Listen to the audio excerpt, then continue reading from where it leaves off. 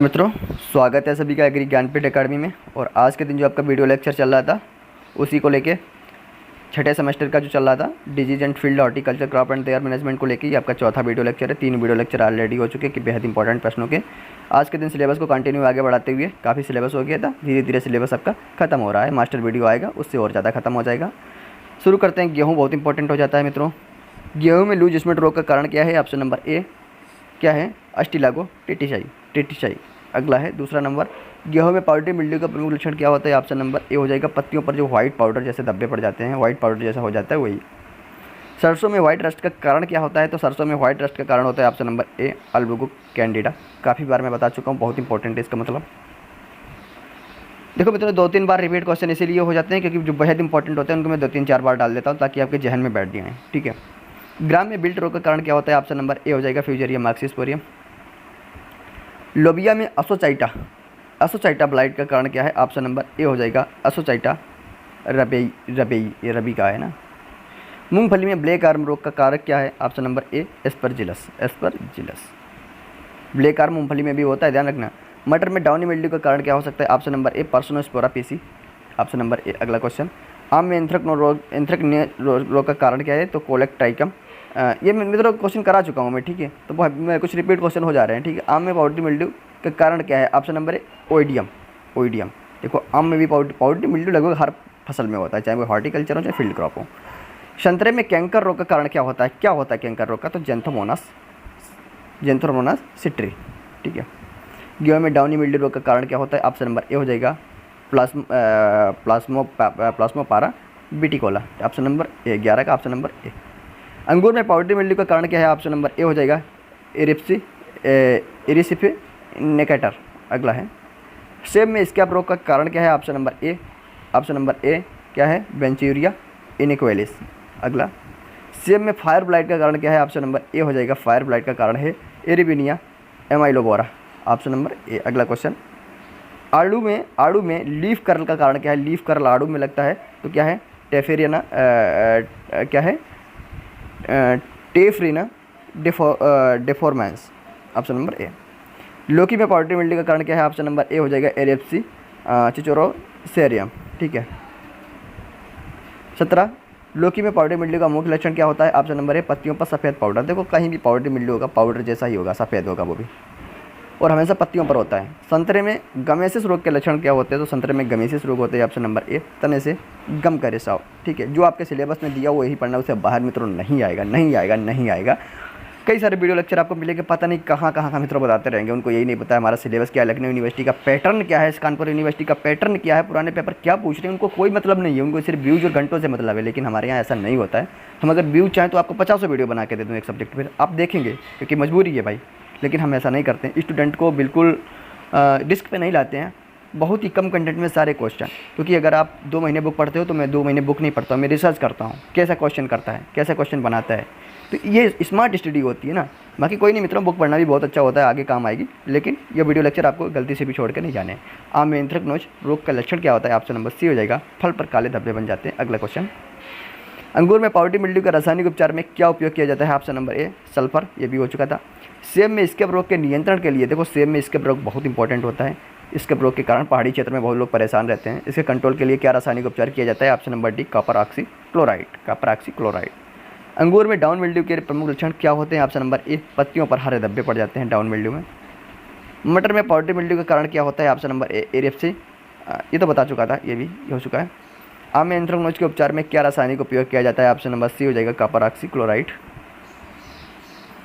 लौकी में powdery mildew के कंट्रोल के लिए कौन सा रासायनिक मेथड यूज़ करते हैं? तो ऑप्शन नंबर ए सल्फर। ये भी है। संतरे में कैंकर रोग के प्रमुख लक्षण क्या होते हैं? ऑप्शन नंबर बी हो जाएगा तनों से गम का रिसाव होने लगता है। ठीक है। अगला है, संतरे में गमेसिस के उपचार के दौरान क्या रासायनिक उपयोग किया जाता है? ऑप्शन नंबर ए कॉपर ऑक्सी क्लोराइड का यूज होता है, 27 का ए। आम में एंथ्रेक्नोज के कारण किस भाग पर असर पड़ता है? ऑप्शन नंबर डी फल पे असर पड़ता है एंथ्रेक्नोज के कारण। अंगूर में पाउडरी मिल्ड्यू का प्रमुख लक्षण क्या होता है? ऑप्शन नंबर बी हो जाएगा पत्तियों पर सफ़ेद धब्बे पड़ जाते हैं। अगला क्वेश्चन, लौकी में पाउडरी मिल्ड्यू का प्रभाव किस पर पड़ता है? ऑप्शन नंबर ए हो जाएगा पत्तियों पर पड़ता है, पत्तियों पर। मटर में डाउनी मिल्ड्यू के उपचार के लिए किस रसायन का उपयोग किया जाता है? ऑप्शन नंबर बी हो जाएगा मैंकोजोब। गन्ने में रेड रॉट का कारण क्या है? तो फाइटोफथोरा। ऑप्शन नंबर ए हो जाएगा।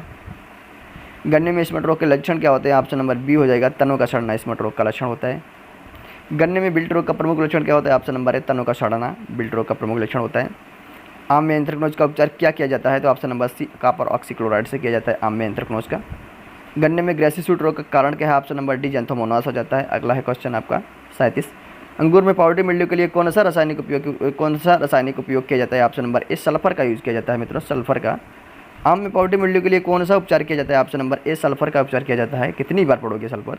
केले में ग्रेसिसूट रोग के क्या उपचार किया जाता है? तो उसके लिए कॉपर ऑक्सीक्लोराइड। देख रहे हो ना, ये आपके जहन में भर जाएंगे मित्रों, ऐसे ही क्वेश्चन आपको देखने को मिलेंगे।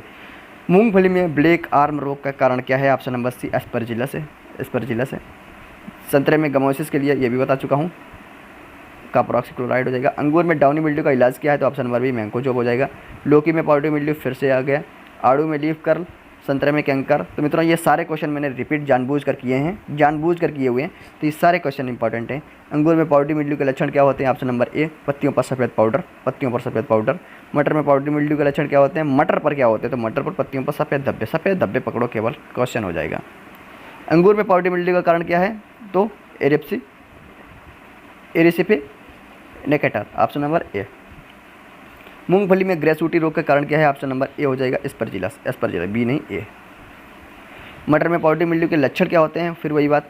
गेहूं में पाउडरी मिल्ड्यू के उपचार के लिए कौन सा रासायनिक उपयोग किया जाता है? ऑप्शन नंबर ए। गन्ने में रूट रॉट रोग का कारण क्या है? ऑप्शन नंबर बी हो जाएगा, फाइटोफथेरा। आम में एंथ्रेक्नोज के लक्षण क्या है? पल्लों पर काले धब्बे हो जाएंगे। अंगूर में डाउन मिल्ड्यू के उपचार में कौन सा रासायनिक उपयोग किया जाता है? बी हो जाएगा, मैंकोजोब। फिर से वही बात। मूंगफली में ब्लैक आर्म लक्षण क्या होते हैं? तो ऑप्शन नंबर बी, तनों का सड़ना। ब्लैक आर्म में तनों का सड़ना, तने जो स्टेम होते हैं वो सड़ने लगते हैं। सेब में फायर ब्लाइट के लक्षण क्या होते हैं? तो फायर ब्लाइट क्या है सेब में? तो फायर ब्लाइट के लक्षण क्या होते हैं? ऑप्शन नंबर सी, तनों का सूखना फायर ब्लाइट का मुख्य लक्षण होता है। अगला क्वेश्चन है आपका, सेब में स्केब रोग का कारण क्या होता है? ऑप्शन नंबर स्केब रोग का कारण ऑप्शन नंबर सी हो जाएगा, कॉपर ऑक्सीक्लोराइड। मतलब स्केब रोग का जो इलाज किससे किया जाता है? कंट्रोल कॉपर ऑक्सीक्लोराइड द्वारा। ठीक है, अगला है, अंगूर में पाउडरी मिल्ड्यू के लक्षण क्या होते हैं? ऑप्शन नंबर ए, पत्तियों पर सफ़ेद पाउडर होता है। अगला है क्वेश्चन आपका 57, आम में पाउडरी मिल्ड्यू रोग के लक्षण क्या है? पत्तियों पर सफ़ेद पाउडर। मटर में डाउन मिल्ड्यू के कंट्रोल के लिए कौन सा रसायन उपयोग किया जाता है? ऑप्शन नंबर बी, मैंकोजोब का यूज होता है। ठीक है, अगला क्वेश्चन, ग्राम में बिल्ट रोग का प्रमुख कारण क्या होता है? बिल्ट रोग का प्रमुख कारण क्या होता है मित्रों? ऑप्शन नंबर बी, तनों का सड़ना बिल्ट रोग का प्रमुख कारण हो जाता है। अगला है, लौकी में पाउडरी मिल्ड्यू के लिए क्या रासायनिक उपचार उपयोग किया जाता है? ऑप्शन नंबर ए हो जाएगा, सल्फर।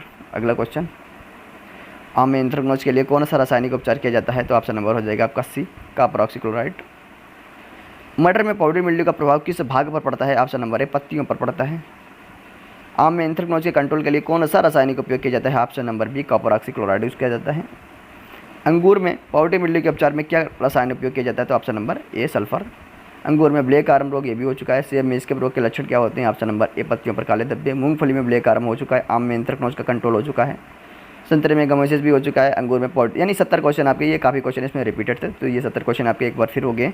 इसमें से आधे से ज़्यादा क्वेश्चन आपके रिपीटेड थे। ठीक है, तो मित्रों आप लोगों को ध्यान रखना है कि ये सारे क्वेश्चन बहुत इंपॉर्टेंट, बेहद इंपॉर्टेंट हैं। जो क्वेश्चन रिपीट हुए उनको कभी नहीं भूलना है मित्रों, कभी नहीं भूलना है। ये क्वेश्चन आपको आज ही नहीं बल्कि भविष्य के लिए बहुत इंपॉर्टेंट हैं। ठीक है, ऐसे क्वेश्चन एग्जाम में आते हैं। और हमारे टेलीग्राम कोर्स को ज्वाइन करने के लिए डिस्क्रिप्शन पे आपको लिंक दिया गया होगा, वहाँ से आप लोग लिंक पे क्लिक करके हमारे टेलीग्राम चैनल से जुड़ सकते हैं। वहाँ पर आपको पेड क्विज भी शुरू कराई जा रही है। जो भी आपका सब्जेक्ट होगा उससे संबंधित 100-150 क्वेश्चन पेड क्विज करके जाइएगा और फिर आपका बहुत अच्छे से एग्जाम होगा। कोई भी क्वेश्चन आपसे नहीं छूटेगा मित्रों। ये तो एग्री ज्ञानपीठ का हमेशा वादा था, वादा है, वादा रहेगा। और एक छोटा सा कर्तव्य समझकर अपना छोटा भाई बड़ा भाई मान के चैनल को जरूर सब्सक्राइब कर लें।